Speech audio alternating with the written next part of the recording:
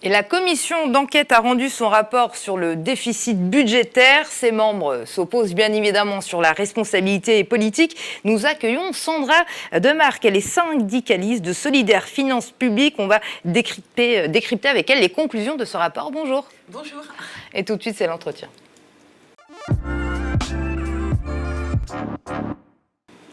Et oui, en économie, en France, il y a beaucoup de choses à dire ces derniers temps. Alors tout d'abord, les conclusions de la commission d'enquête sur le dérapage budgétaire de la France. Le rapport a été rendu et les rapporteurs estiment que les écarts entre les prévisions du gouvernement et le déficit public sont en partie dus, je vais les citer, à des raisons techniques. Et les rapporteurs s'opposent bien évidemment sur les responsabilités politiques. Et les rapporteurs s'équipent, c'est Éric Ciotti, allié du Rassemblement national. On a Mathieu Lefèvre, qui appartient au camp présidentiel. Il n'y a personne de gauche, en tout cas. A priori non, mais en plus nous, clairement, on ne s'attendait pas à grand-chose de ce rapport, puisque depuis le départ, en fait, dès qu'il y a eu quand même l'actualité sur le déficit structurel et l'explosion de ce déficit, tout le monde a essayé de mettre la responsabilité sur des choses qui n'étaient pas réelles, en fait. Et la seule raison de ce déficit public structurel qui a explosé, il faut le dire, voilà, on ne le nie pas, c'est dû en fait aux politiques fiscales qui ont été mises en place depuis plusieurs années, et en particulier depuis l'arrivée d'Emmanuel Macron au pouvoir. Et tout le monde le dit, il n'y a pas que Solidaires Finances Publiques, il y a plusieurs rapports, en particulier la Cour des comptes, qui dit que le manque de recettes, en fait, depuis ces dernières années, alors manque de recettes qui sont dues à quoi ? Qui sont dues à des politiques fiscales qui n'ont favorisé que les grandes entreprises et les plus fortunés. Quand vous baissez l'impôt sur les sociétés, quand vous baissez les impôts de production, quand vous enlevez par exemple l'impôt sur la pour le remplacer par un impôt d'immobilier, plus le prélèvement forfaitaire unique, tout ça n'a favorisé que les plus fortunés et que les grandes entreprises. Et depuis un certain nombre d'années, le manque de recettes sont dus à ça. Et donc ça, le manque de recettes de l'argent dans les caisses de l'État, pour être plus simple, c'est évidemment, ça creuse le déficit. Et par rapport au rapport, nous, voilà, ce qui est quand même rarement dit, c'est que Bercy, donc le ministère, et les fonctionnaires de Bercy ont quand même alerté ce qui est en train de se passer, c'est-à-dire qu'il y avait un manque de recettes, que les prévisions n'avaient pas été totalement justes, mais les prévisions pas totalement justes, c'est un peu normal dans une situation économique qui évolue, etc. Bon, et ça a été, il y a eu une alerte. Bon, le gouvernement, clairement, a refusé de prendre ces alertes en compte pour faire croire au plus grand monde, que la politique de l'offre qui est menée par Emmanuel Macron depuis un certain nombre d'années est la seule politique qui fonctionne. Bon, la preuve en est, c'est que quand même, le ministre de l'économie de l'époque, Bruno Le Maire, avait quand même proposé une loi rectificative qui, en fait, c'était une loi pour augmenter les impôts. Et ça, Attal, à l'époque Premier ministre, et Emmanuel Macron, président de la République, ont totalement refusé parce que tout ça était à la veille des élections européennes. Bon, donc ce rapport-là, c'est encore pour minimiser la responsabilité du gouvernement dans les choix fiscaux en particulier et donc économiques de ce gouvernement. D'ailleurs, après ce rapport, parce que c'est vrai que l'administration a largement surévalué les recettes fiscales, l'écart est énorme. Donc, le rapport, il a formulé 26 recommandations pour ne plus que ça se produise, bien évidemment. Donc, les présidents des commissions des finances de l'Assemblée nationale et du Sénat puissent accéder à certaines notes de l'administration adressées aux ministres. C'est vrai qu'on a l'impression que le budget, c'est un peu géré de façon opaque, finalement. Alors nous, sur cette question-là, on n'a aucun problème. Il faut de la transparence, il faut vraiment l'opacité, il faut en terminer. En particulier, quand on dessine le budget, donc quand on fait des choix économiques, quand on fait des choix de fiscalité, il faut que le plus grand nombre, alors pas simplement les présidents des commissions de finances, soit du Sénat, soit de l'Assemblée nationale, mais aussi que ça soit des discussions démocratiques, donc qui soient données au plus grand nombre et à la majorité de la population. Aux partenaires sociaux. Alors aussi aux organisations syndicales, mais aussi, ça permet quoi, cette transparence? Ça permet de rappeler, par exemple, quand on élabore des lois fiscales, de rappeler à quoi sert l'impôt, en fait. Voilà, l'impôt, il n'est pas simplement confiscatoire, comme certains aiment nous le dire, mais il est là aussi pour aider la majorité de la population. Il est là pour la justice sociale, pour que la majorité de la population puisse avoir accès aux services publics, qu'il y ait de l'égalité dans ce pays. Et c'est ça, la transparence et la discussion démocratique autour du budget, autour des lois fiscales. Nous, on le revendique depuis un certain nombre d'années et on pense que ça serait intéressant de rappeler à quoi sert l'impôt, à quoi il sert pour la majorité de la population. D'ailleurs, le président de la Commission des finances de l'Assemblée nationale, M. Coquerel, a proposé de supprimer le 49.3 pour les textes budgétaires. Alors, je pense qu'il a raison, puisque le 49.3 est quand même un élément de la Constitution qui est sans doute le moins démocratique, voilà, et discuter du budget, voilà, sans le 49.3, ça permet aussi la discussion au Parlement, mais aussi nous, au-delà du Parlement, il faut que cette discussion, elle ait lieu aussi plus largement dans la population. C'est important que la population sache à quoi sert leur impôt, pourquoi on fait tel budget, pourquoi on fait tel choix économique à un certain moment.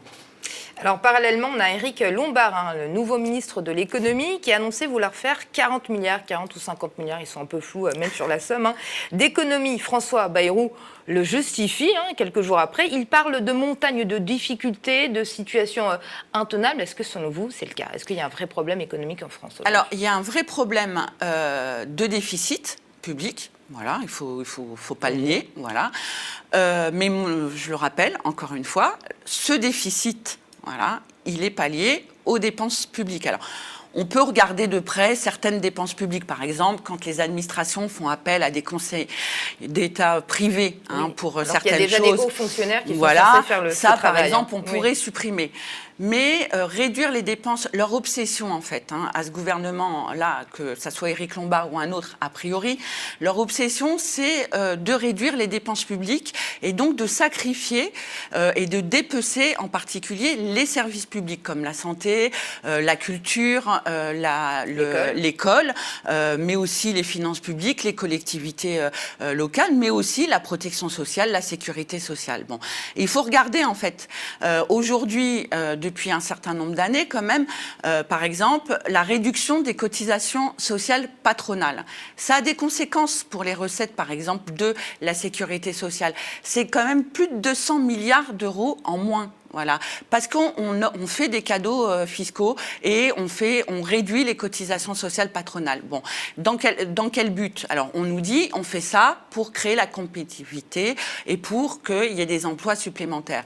Bon, on voit bien que cette politique de l'offre et de réduction de la fiscalité en particulier, elle n'est pas réaliste.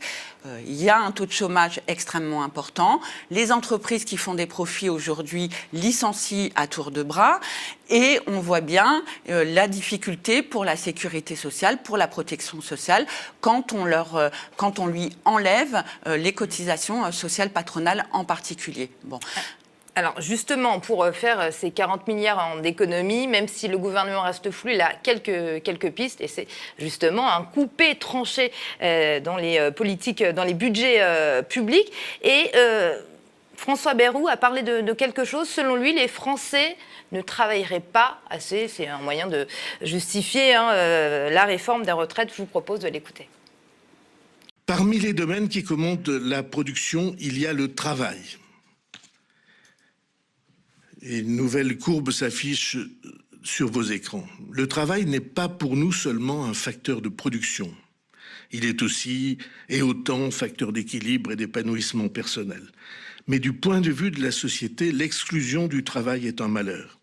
Et cette exclusion, si vous regardez bien la courbe et la courbe bleue, cette exclusion, elle se concentre sur les plus jeunes, sur les juniors, et sur les plus âgés du monde du travail, sur les seniors.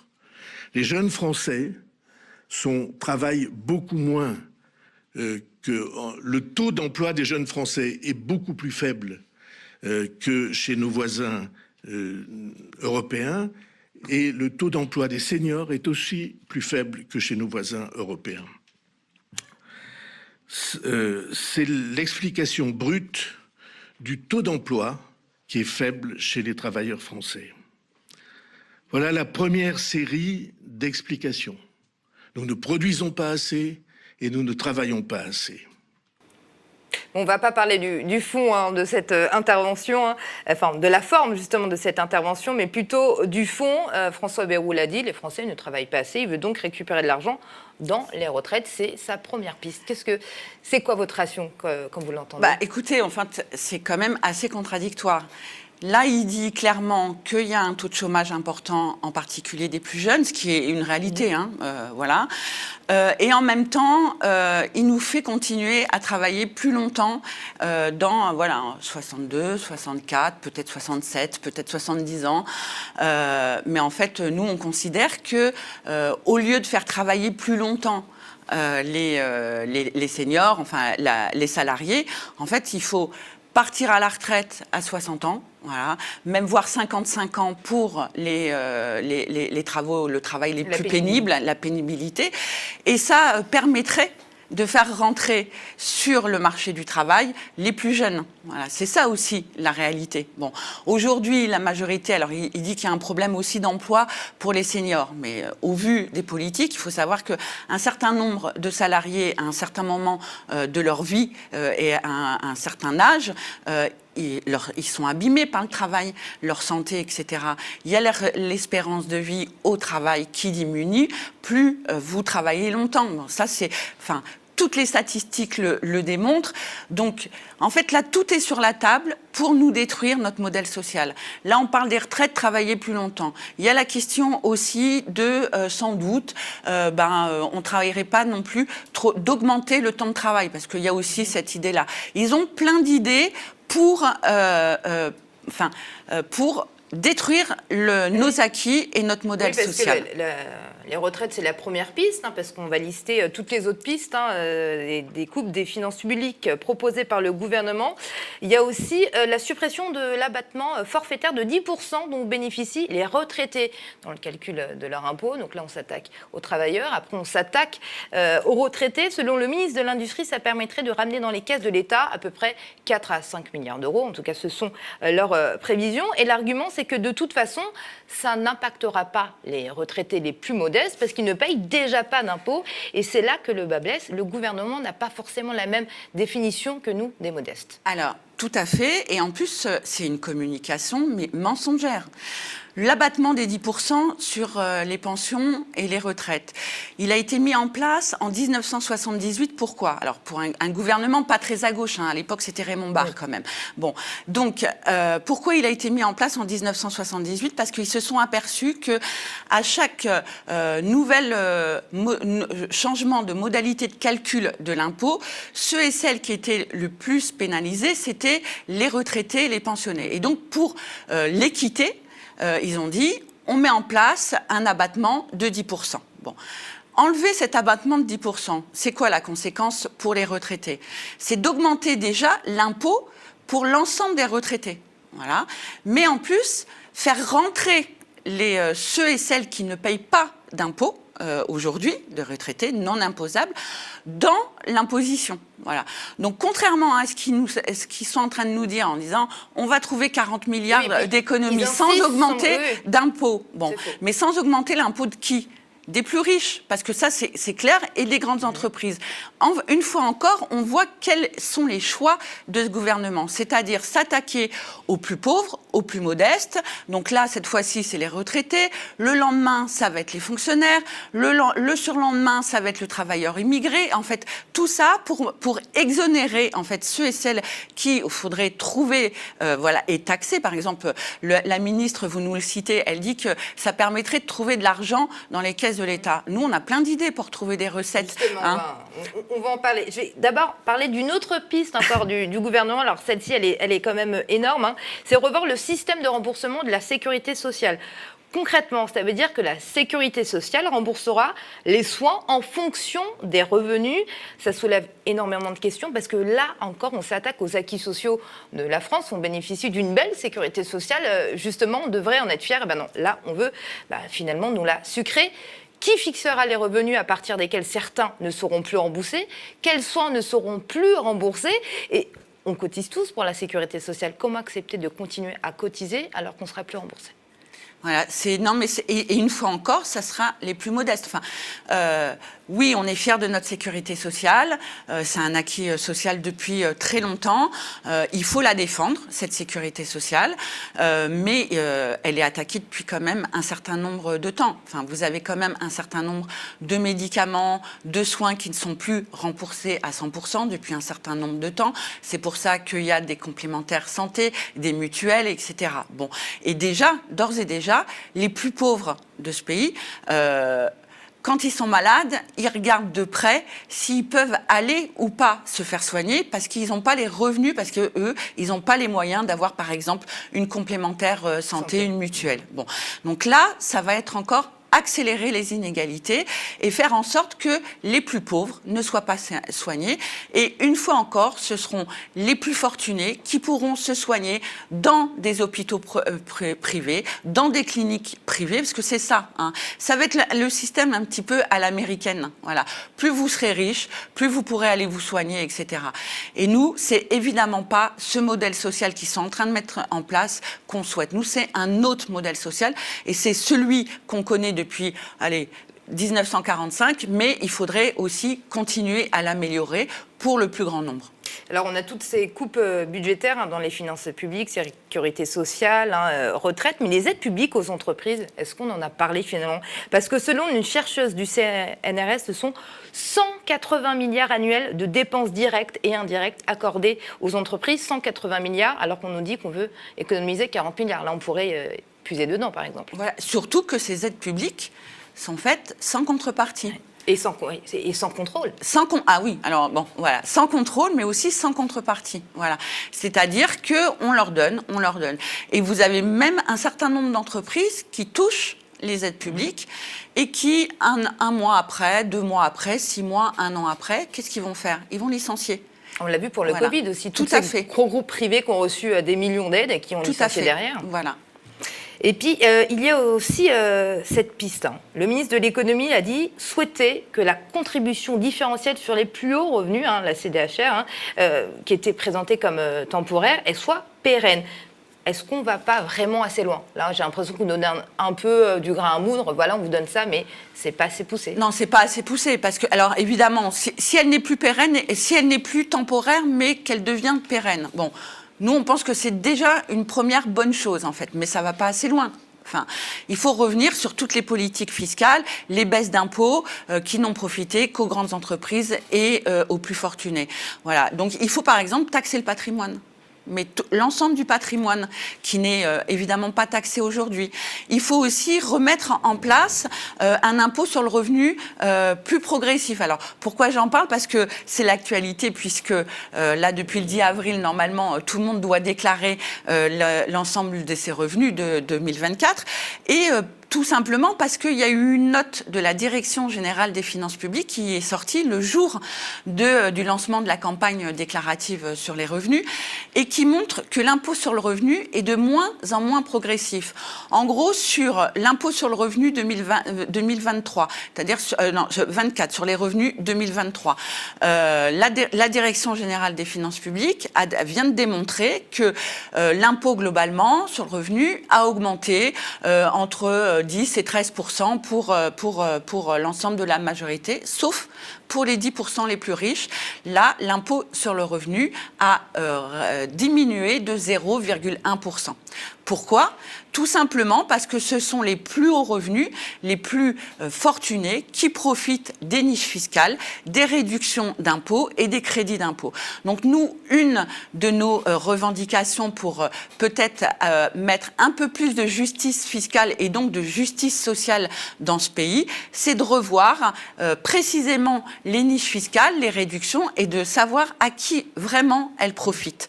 Parce que si elles ne profitent qu'aux 10% les plus riches, riches. On a un problème d'égalité dans ce pays et on a un problème de justice fiscale.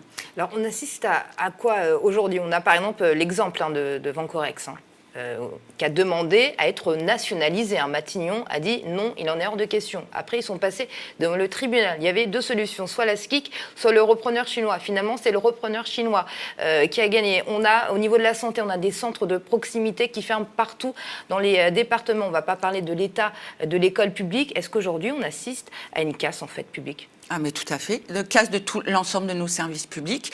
Et ce qui est annoncé d'ores et déjà pour le budget 2026, ça va empirer.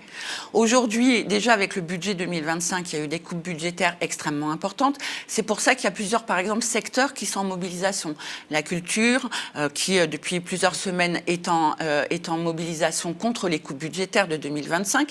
Le médico-social qui va être en grève le 15 mai prochain. Et les fonctionnaires aussi, qui vont être en grève le 13 mai prochain. On s'aperçoit qu'en fait, tout est fait pour casser notre modèle social, pour casser les services publics. Et malheureusement, ce qui est déjà annoncé pour 2026 va être pire. Et donc, quand on casse notre modèle social, quand on casse les services publics, quand on donne moins de moyens au fonctionnement et quand on met moins de fonctionnaires aussi au service du plus grand nombre, c'est évidemment plus d'inégalités dans ce pays. Et ça, il faut vraiment en avoir conscience. Est-ce qu'on peut essayer d'être optimiste quand même? Ah oui, alors nous on l'est. Là c'est l'analyse. On n'a pas été optimiste pendant 20 minutes. Non, non mais ça c'est la réalité de ce qui est en train de se passer. Et plus on fera comprendre au plus grand nombre ce qui est en train de se passer, plus on arrivera à mobiliser et à faire une réponse d'ampleur face au budget qui s'annonce et aux coupes budgétaires qui s'annoncent. Donc nous, franchement, on n'est pas du tout pessimiste. Il y a des mobilisations qui existent aujourd'hui. Il va y avoir d'ailleurs, des grèves. La mobilisation, est-ce que vous n'avez pas un peu l'impression qu'elle commence un peu à s'essouffler aujourd'hui? Écoutez, moi je dis, c'est compliqué. Par exemple, comparé aux Gilets jaunes, il y a quelques années, c'était vraiment, on voyait la mobilisation dans les rues. Est-ce qu'aujourd'hui, on la voit pareil? Moi, je pense qu'il y a un contexte global qui fait, enfin voilà, vous avez eu des annonces de tensions internationales, de guerre. Il y a la question du pouvoir d'achat. Il y a plein de questions qui rendent compliqué les mobilisations d'ampleur. Bon, mais rappelez-vous, enfin, il y a eu les Gilets jaunes, mais il y a eu 2023 sur les retraites. Enfin, des millions de personnes. On n'avait jamais eu, depuis des décennies, une mobilisation d'ampleur dans les rues et partout en France, sur l'ensemble des territoires. Faut pas oublier 2023. Ça a été extrêmement important. Donc la mobilisation, la colère, elle existe. Bon, maintenant, il faut, nous, c'est notre responsabilité en tant qu'organisation syndicale, voilà, c'est d'aller faire du syndicalisme de proximité, de terrain, à les convaincre. Enfin, là, vous avez aussi l'annonce dans le rail, des grèves au mois de mai. Vous avez quand même là, tout le mois de mai, alors on dit le printemps des luttes, voilà, mais tout le mois de mai s'annonce quand même. Il va y avoir le 1er mai, il y a la grève des fonctionnaires, il y a la grève des cheminots et des cheminotes. Le climat social est en train de se réveiller. Et il y a évidemment toutes les luttes aussi culture, dans les hôpitaux, le médico-social, mais aussi dans les entreprises de chimie, dans l'industrie, etc., où il y a des salariés qui lèvent la tête et qui se mobilisent contre les licenciements aussi. Donc non, nous ne sommes pas pessimistes, bien au contraire.